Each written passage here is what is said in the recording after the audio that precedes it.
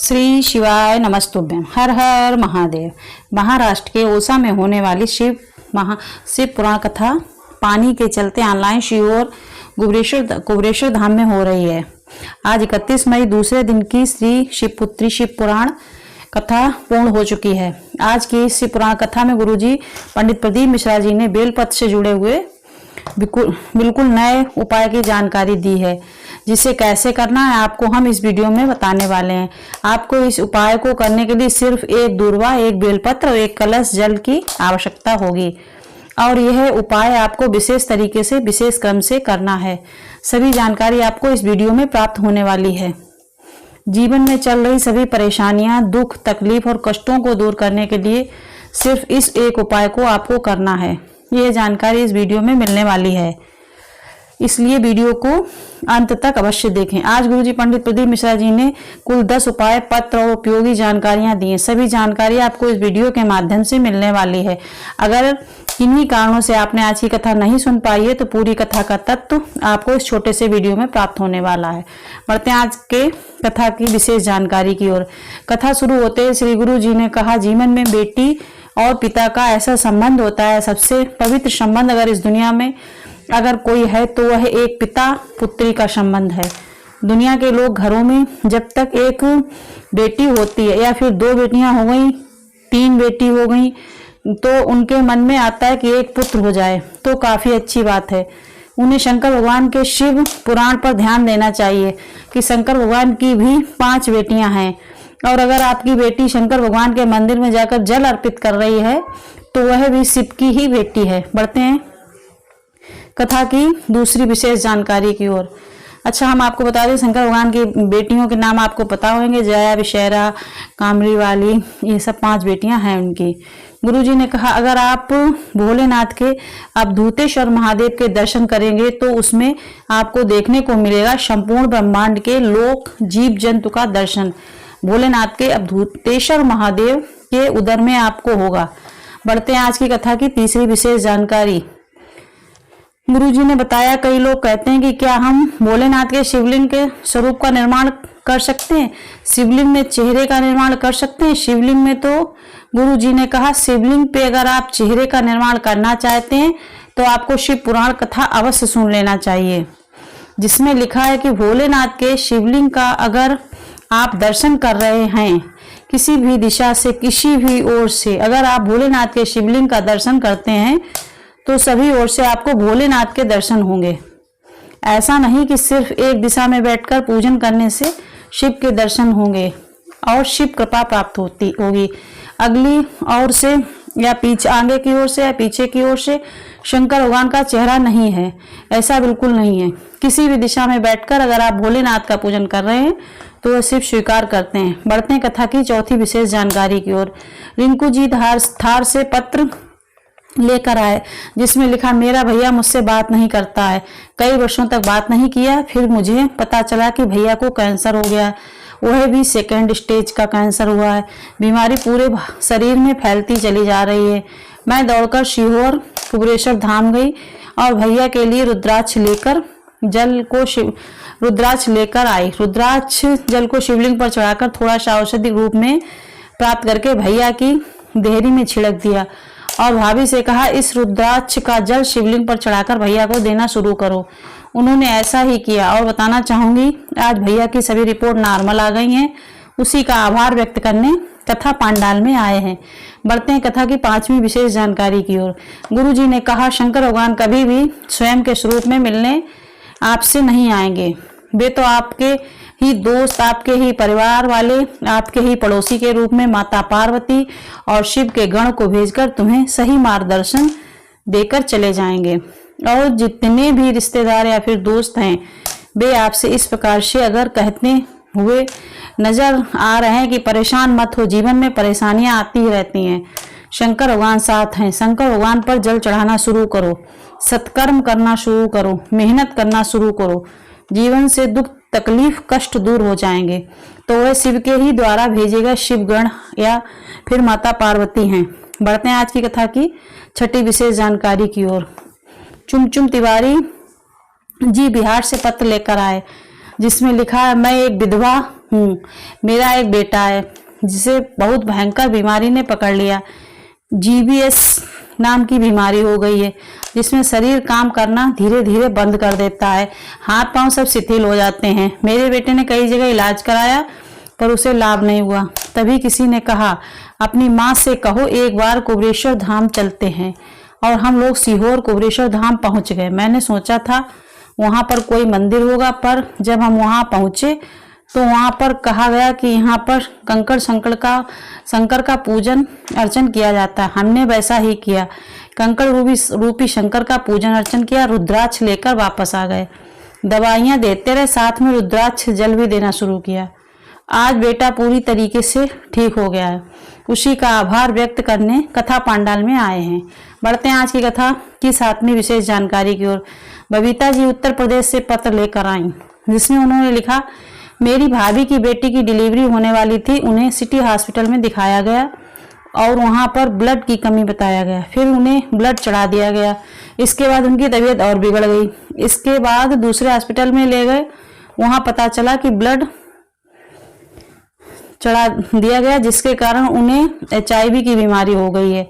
HIV positive होने के बाद बच्चे में भी ये बीमारी होगी, ये निश्चित है, ऐसा डॉक्टर ने बताया। और इस बीमारी का कोई इलाज नहीं है, ऐसा कहा गया है।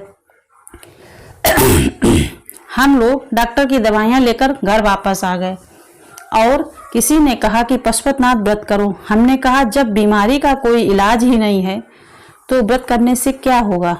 फिर भी हमने पशुपतिनाथ व्रत किया। इसके बाद जांच कराई तो भी HIV पॉजिटिव आया। इसके बाद एक बार मन हुआ कि सीहोर जाकर के धाम में जाकर के रुद्राक्ष लेकर आते हैं, कंकड़ रूपी शंकर के पूजन में अर्चन करके आते हैं। हमने रुद्राक्ष लेकर आए, रुद्राक्ष का जल का आचमन करना शुरू किया। 3 महीने बाद फिर से जांच कराई तो बीमारी पूरी तरीके से समाप्त हो गई थी। उसी का आभार व्यक्त करने कथा पांडाल में आए हैं। अच्छा, एक बात हमने कल के वीडियो में भी बताई थी, आज फिर बता रहे हैं। सावन में जो